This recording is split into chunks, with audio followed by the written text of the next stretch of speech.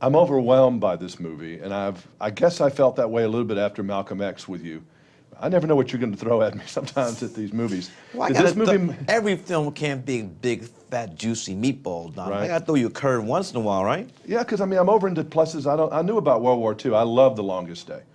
But this movie is off into places where I don't think you probably knew much about when you started looking in this movie. Well, when I read the book, that's when I really started doing my research. The novel, Miracle at St. Anne, written by James McBride. But when I do a film, no matter what film it is, in order for me to be effective as a director, I got to do my homework. So I have to become a student of the material. So I became a student of World War II. I became a student of the war in Italy, which, as you stated before, not that many people know about.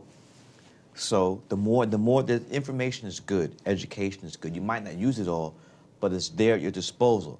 And film directors got to do their homework. Did the movie make itself at home? I mean, when you storyboarded it out, you felt comfortable where it was, and you went over there and just filled in the holes? No, or was it like a living, breathing animal the whole time? No, it lived and breathed. And also, when I went over there, we didn't have the money. Oh. So, but I never done a film of this scale. So I was learning, but when you don't know stuff, you have to surround yourself with the best people. So I had a great military advisor, his name is Billy Budd, who held my hand, and I said, this has to be realistic. And I think he made a great contribution to this film. There was a lot of ways you could have screwed this up, right? Yes. I mean, from patches on the shoulder to the way things are done. I mean, Right. it's so down to the shoelaces in a movie like this. It has to be. Buffalo Soldiers, that's a movie in and of itself, probably Right. someday, isn't it? Yes, it is. But there's so many other stories. In the spring, George Lucas is finally going to produce his long-awaited film, The Tuskegee Airmen. You got the 761st. I get the numbers wrong, but they were a black tank battalion. Oh, never heard of it. They saved Patton's butt in the Battle of Bulge.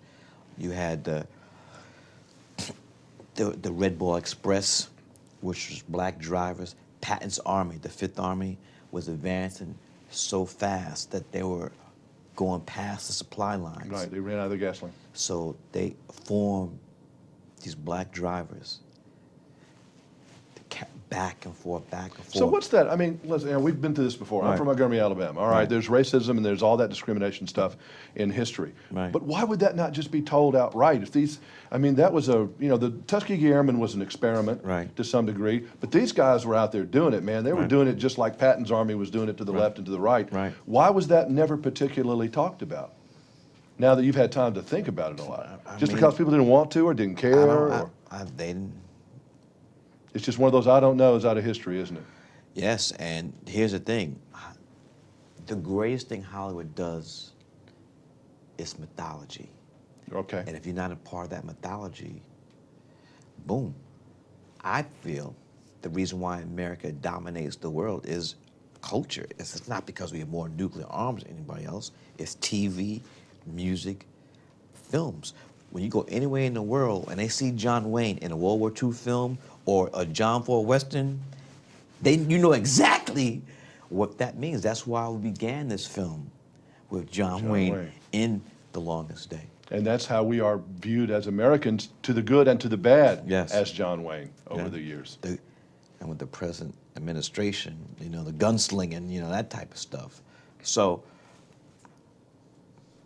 for me, this film is about a better America, even though there was prejudice. But after World War II, the world looked up to America as the beacon of democracy. Now, we're taking a beating since then, but I feel this was the last war we would write about.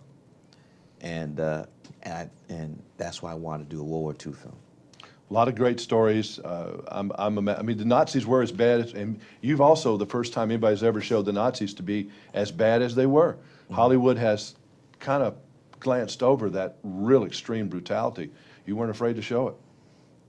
Well, I really, but at the same time, I think we have a couple of sympathetic, Yes. semi-sympathetic Nazis. So That is accurate. I really didn't want to make everybody one Black note or whether white. make one note whether they were African American, Italian, or Nazi soldiers.